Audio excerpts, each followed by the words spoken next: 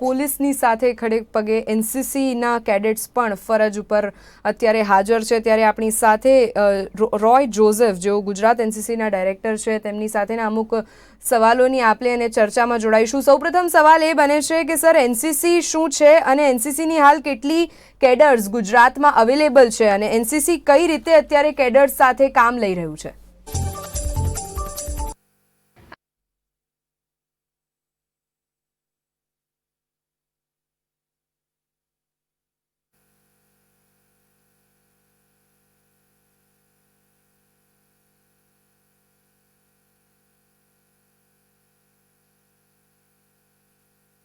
સવાલ એ થાય છે સર કે અત્યારે એનસીસીની કામગીરી કઈ રીતે કોરોનાની આ મહામારી વચ્ચે સામે આવી રહી છે, એનસીસી શું છે અને કઈ રીતે મદદરૂપ બની રહ્યું છે?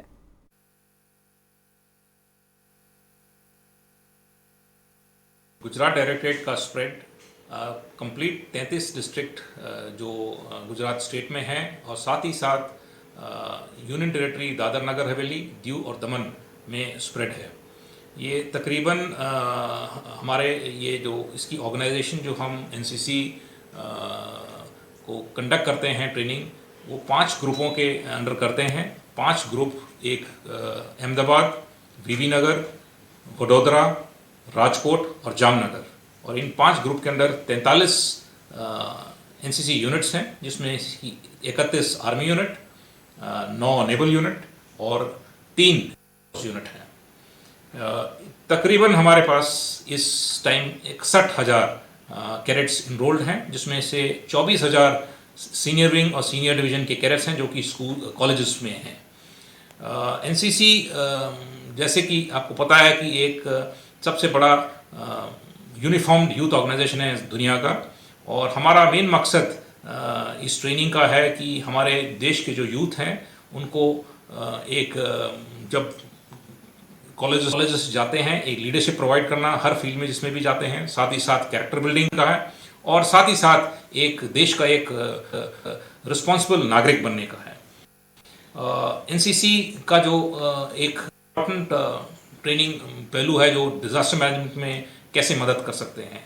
जैसे कि आपको पता है कि भूकंप के टाइम पे या फ्लड्स के टाइम पे एनसीसी ने जोर शोर से गवर्नमेंट की मदद की थी।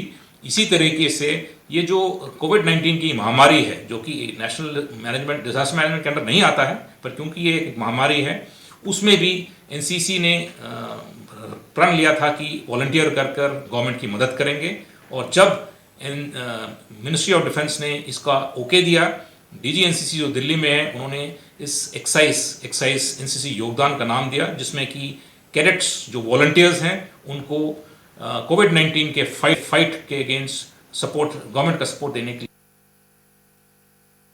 કોરોના સામેની લડાઈમાં હાલ જે રીતે ડોક્ટર, પોલીસ અને ભારતીય સૈન્યના જવાનો વોરિયર્સ તરીકે ફરજ બજાવી રહ્યા છે સર, ત્યારે એનસીસી કેડર્સ દ્વારા કોરોના સામેની લડાઈમાં શું અને કઈ રીતની કામગીરી હાલ કરવામાં આવી રહી છે? जो कैडेट्स कोविड-19 में कोविड वॉरियर्स बने हैं उनको, क्योंकि ये नया एक टास्क था, उनको ट्रेनिंग देना बहुत ज़रूरी था।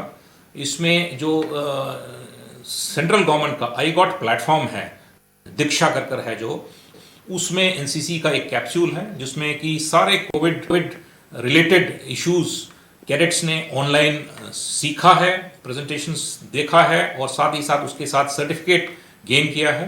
उसके बाद जब कैडेट्स एम्प्लॉय हुए ग्राउंड पे, रिक्विजिशन जब सिविल एडमिनिस्ट्रेशन से आया है, उससे जिस दिन रिक्विजिशन होता है उसी दिन कैडेट्स को पुलिस की तरफ से या सिविल एडमिनिस्ट्रेशन की तरफ से वो ट्रेनिंग दिया गया, जिस भी टास्क में वो यूज हुआ, जैसे ट्रैफिक मैनेजमेंट में कर रहे हैं या क्यू मैनेजमेंट में कर रहे हैं या कोई ओल्ड एज होम में डिलीवरी के लिए हो या फूड पैकेजिंग के लिए, सब के लिए उनको प्रैक्टिस कराया गया। साथ ही साथ ये मैं बताना चाहता हूँ कि आज के दिन में तकरीबन 18 डिस्ट्रिक्ट्स में हमारे कैडेट्स एम्प्लॉयड हैं और तकरीबन 30 शहरों में हैं, और डेली के करीब 750 कैडेट्स डिप्लॉयड हो रहे हैं और करीब 150 जो पीआई स्टाफ और एएनओ साथ में उनके सुपरवाइजरी स्टाफ डिप्लॉय हो रहे हैं। और ये मैं कहना चाहूँगा कि जो कैडेट्स जो घर में हैं, जो वॉलंटियर नहीं कर पाए हैं, उनके पहल पे उन्हें हमने डिसाइड किया था कि वो भी कंट्रीब्यूट करें, और उन्होंने कई सारे वीडियो सोशल मैसेजिंग की, और साथ ही साथ मास्क बनाने का एक बहुत इंपॉर्टेंट टास्क लिया है, जिसमें हमने कई हज़ारों में भी मास्क बनाने स्टार्ट किया है। और साथ ही साथ मास्क हम यूनिट्स से, ये बच्चों से बनाकर कलेक्ट करके हम सिविल एडमिनिस्ट्रेशन को हैंडओवर कर रहे हैं। और साथ ही साथ जहाँ जहाँ किसी भी कॉलोनी, किसी भी एरिया में जहाँ लोग जिनके पास पैसे नहीं हैं जो मास्क खरीदने के लिए, उनको भी हम फ्री मास्क दे रहे हैं। इसके साथ साथ मैं लास्ट में ये कहना चाहूँगा कि हमारे जो वॉलंटियर्स हैं, कैडेट वॉलंटियर्स की जो इंटरेस्ट और जो एक्टिविटी जो ग्राउंड में दिखा रहे हैं, उससे हमारे सिविल एडमिनिस्ट्रेशन और पुलिस काफ़ी इम्प्रेस्ड हैं। और साथ ही साथ मैं ये कहना चाहूँगा कि हमारे कैडेट्स गुजरात डायरेक्टरेट के बहुत बढ़ चढ़कर हिस्सा ले रहे हैं इस कोविड फाइट में, और मुझे पूरा यकीन है कि हम इस सपोर्ट के साथ में और हमारे कैडेट्स के सपोर्ट के साथ में और हर नागरिक और जो पब्लिक कोविड वॉरियर्स हैं जो फ्रंट लाइन में हैं, जैसे मेडिकल डॉक्टर्स हैं, नर्सेज हैं, मेडिकल स्टाफ है, सफाई कर्मचारी हैं, म्यूनसिपल कॉरपोरेशन वाले हैं, जो पुलिस वाले हैं, उनके साथ इन सपोर्ट एनसीसी साथ में है। और मुझे पूरा यकीन है कि अगर सब हम साथ मिलकर काम करें तो ये लड़ाई हम जरूर जीतें।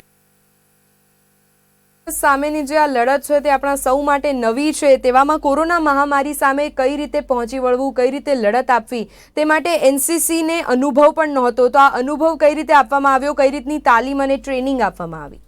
जैसे कि नाम से बताता है एक्सरसाइज एनसीसी योगदान, यानी कि योगदान या मदद करना।